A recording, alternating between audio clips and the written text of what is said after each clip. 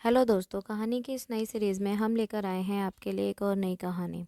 इस कहानी में मैं एक लड़के का रोल निभा रही हूँ। दोस्तों, अगर अभी तक आपने हमारा चैनल सब्सक्राइब नहीं किया है तो प्लीज़ सब्सक्राइब कर लीजिए। मेरा नाम मोहित है और मैं दिल्ली में रहता हूँ। मेरी उम्र 22 साल है और मैं कॉलेज में पढ़ाई करता हूँ।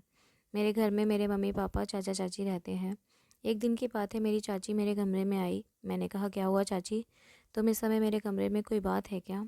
तो वह बोली, मोहित, मुझे तुमसे कुछ ज़रूरी बात करनी है। मैंने कहा, हाँ चाची बताओ, क्या बात है? चाची मेरे पास बैठ गई और आज चाची के इरादे कुछ ठीक नहीं लग रहे थे।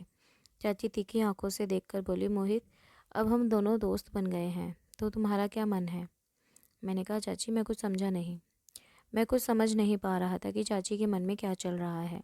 मैं सब कुछ जानकर, मगर मैं उनके मुंह से सुनना चाहता था। मैं भी वही चाहता हूँ जो चाची के मन में चल रहा है। मैंने कहा, चाची तुम क्या कहना चाहती हो? मुझे सच सच बताओ। उसने उसके बाद चाची वहीं पर खड़ी हो गई और इधर उधर घूमकर बोली, अच्छा मैं तुम्हें कैसी लगती हूँ? मैंने कहा, चाची आप बहुत ही खूबसूरत हो।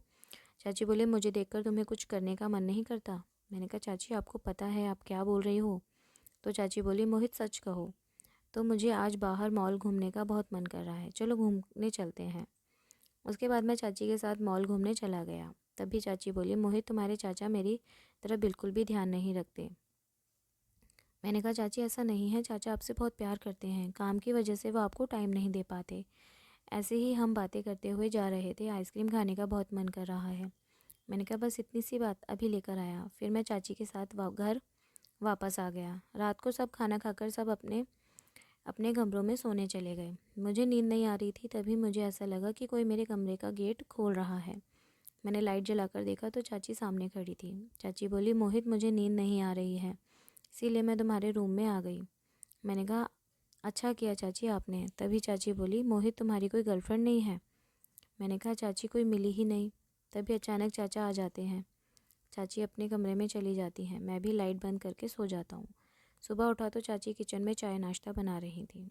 उसके बाद चाची बाथरूम में नहाने चली गई। जब चाची नहाकर बाहर आई तो मैंने उन्हें देखता रह गया। मेरी निगाहें उनसे हट नहीं रही थीं। चाची बोली, मोहित क्या हुआ? मैंने कहा, ऐसे क्या देख रहे हो? मैंने कहा, चाची आप इतनी खूबसूरत हो कि। यह सुनते ही चाची मुस्कुराकर अंदर कमरे में चली गई। मैं चाची की मुस्कुराहट को समझ गया कि चाची भी कहीं ना कहीं मुझे पसंद करती हैं। तभी चाची बोली, मोहित तुम्हारे चाचा दोस्त के साथ चले गए हैं, मुझे मार्केट से कुछ सामान ला दो। मैंने कहा, ठीक है चाची। तभी मैं मार्केट सामान लेने चला गया। जब मैं चाची के को सामान दे रहा था तभी उनके हाथ पकड़कर मुझे किचन में खींच लिया। मैंने कहा, चाची ये क्या कर रही हो? अगर हमें किसी ने देख लिया तो सब क्या कहेंगे? चाची बोली, तुम चुप रहो। मैं जल्दी से किचन से बाहर आ गया।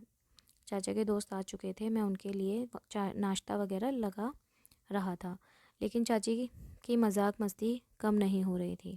चाचा के सभी फ्रेंड्स जा चुके थे।